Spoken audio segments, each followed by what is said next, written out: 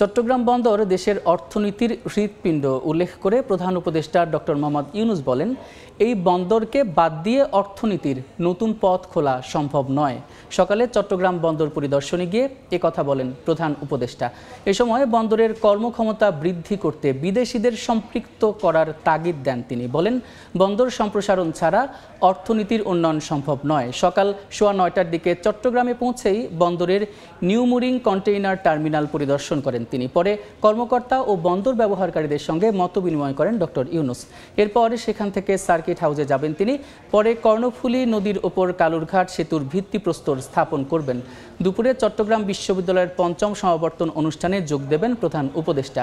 সরকার প্রধান হিসেবে দায়িত্ব নেবার পর প্রথমবারের মতো নিজ জেলায় একদিনের সফরে গেলেন ডক্টর ইউনূস।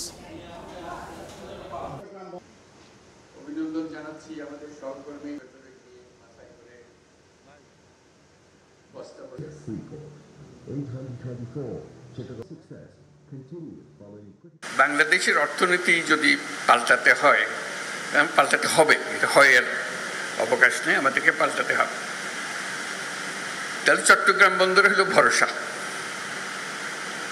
এটাকে বাদ দিয়ে বাংলাদেশের অর্থনীতি নতুন কোনো পাতায়, নতুন কোনো অধ্যায়ে প্রবেশ করার কোনো সুযোগ নেই।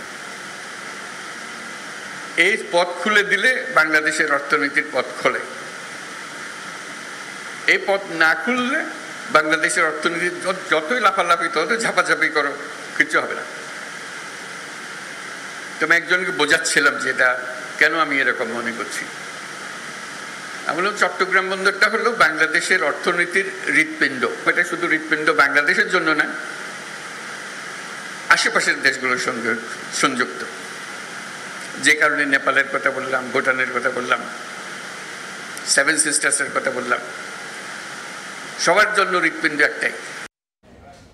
এই মুহূর্তে চট্টগ্রামে আছেন রিপোর্টার নাজমুস সালেহী। সরাসরি যাচ্ছে তার কাছে। সালেহী,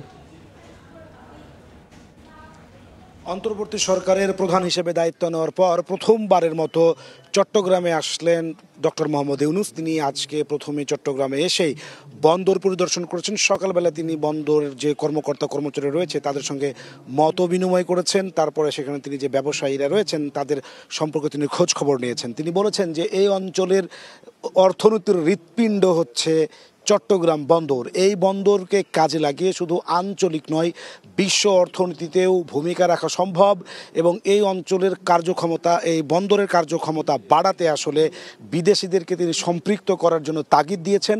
পাশাপাশি এই বন্দরকে বিশ্ব আদলে গড়ে তুলতে, আধুনিকীকরণ করতে কি কি ধরনের উদ্যোগ নেওয়া দরকার তিনি সে বিষয়গুলো জানতে চেয়েছেন। এবং তিনি বলছেন, এই অঞ্চলের আঞ্চলিক যে অর্থনীতি তা যেমন এই বন্দরকে দিয়ে একেবারে শক্তিশালী করা সম্ভব, পাশাপাশি বিশ্ব অর্থনীতিতেও এই বন্দর দিয়ে ব্যবসা বাণিজ্যের মাধ্যমে এই অঞ্চল, বিশেষ করে বাংলাদেশ এবং এই আশেপাশের যে দেশগুলো রয়েছে তাদেরও আসলে অর্থনৈতিকভাবে লাভবান হওয়ার সুযোগ রয়েছে। সুতরাং তিনি এই বন্দরকে, চট্টগ্রাম বন্দরের সাথে আঞ্চলিক সম্পৃক্ততা বাড়ানোর জন্য যেমন গুরুত্ব দিয়েছেন, পাশাপাশি তিনি বিশ্ব অর্থনীতির দ্বার এই বন্দর কেন্দ্রিক আঞ্চলিকভাবে তিনি প্রতিষ্ঠা করার জন্য তার যেখানে যারা কর্মচারী কর্মকর্তা রয়েছেন তাদেরকে তিনি নির্দেশনা দিয়েছেন এবং বলছেন যে বন্দরকে আধুনিকীকরণ করতে সবচেয়ে ভালো যারা এই বন্দর টেকনোলজি বোঝেন অথবা যারা বন্দর ম্যানেজমেন্ট যারা সব থেকে ভালো করে থাকেন তিনি বিদেশ থেকে সেই ধরনের টেকনিশিয়ান এবং সেই ধরনের এক্সপার্ট নিয়ে বন্দরকে আধুনিকীকরণের ব্যাপারে তিনি তাগিদ দিয়েছেন। সেখান থেকে তিনি এখন চট্টগ্রাম সার্কিট হাউসে যাবে এবং চট্টগ্রাম সার্কিট হাউসে তিনি কালুরঘাট সেতু উদ্বোধন করবেন, ভিত্তিপ্রস্তর স্থাপন করবেন। এরপরে তিনি সেখানে ভিত্তিপ্রস্তর স্থাপন করার পর তিনি সার্কিট হাউসে মত বিনিময় করবেন বিভিন্ন স্টেক হোল্ডারের সঙ্গে, বিভিন্ন শ্রেণী পেশা এবং সুধীজনদের সাথে। তিনি সেখানেও নানা ধরনের তাদেরকেও দিক নির্দেশনামূলক বক্তব্য দিবেন। বিশেষত তিনি চট্টগ্রামে আসার পর প্রথমেই যেই বন্দর কেন্দ্রিক তার যে ইচ্ছা এবং বন্দরকে কেন্দ্র করে তিনি কিন্তু আজকে একদম ক্লিয়ার করে বলেছেন যে ভুটান, মালদ্বীপ এবং নেপাল নেপাল এবং ভারতের 7 সিস্টার্স, এই অঞ্চলের হৃৎপিণ্ড হচ্ছে বঙ্গোপসাগর। সুতরাং আমাদের এই চট্টগ্রাম যেই বন্দর রয়েছে সেই বন্দরকে কেন্দ্র করে আঞ্চলিক অর্থনীতি সমৃদ্ধ এবং শক্তিশালী করার পাশাপাশি বিশ্ব অর্থনীতি এই বন্দরকে কেন্দ্র করে অঞ্চলের সম্প্রসারণ করলে পরে সেটার কিন্তু হচ্ছে তিনি বলেছেন যে সেখানে লাভবান হওয়ার সুযোগ রয়েছে। সেই কারণে তিনি বন্দরে আধুনিকরণে বিদেশি এক্সপার্টদেরকে নিয়ে এসে তিনি কাজ করার কথা বলছেন।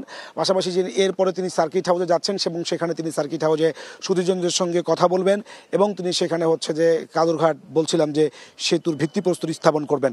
এরপর দুপুর 1:30টার দিকে ডক্টর মোহাম্মদ ইউনূসের এই চট্টগ্রাম বিশ্ববিদ্যালয়ে আসার কথা রয়েছে। আপনি জানেন যে ডক্টর মোহাম্মদ ইউনূস এই বিশ্ববিদ্যালয়ের অর্থনীতি বিভাগে অধ্যাপনা করেছেন 1972 সাল থেকে। তারপরে তিনি 36 বছর পর তার এই ক্যাম্পাসে তিনি আবার আসছেন এবং ডক্টর মোহাম্মদ ইউনূসের নামে কিন্তু এই চট্টগ্রাম বিশ্ববিদ্যালয়ের সামাজিক বিজ্ঞান যে অনুষদ সেই ভবনের নাম কিন্তু ডক্টর মোহাম্মদ ইউনূসের নামকরণ করা হয়েছে। সেটা অনেক আগে থেকে 1992 সালে সেটি হয়েছে।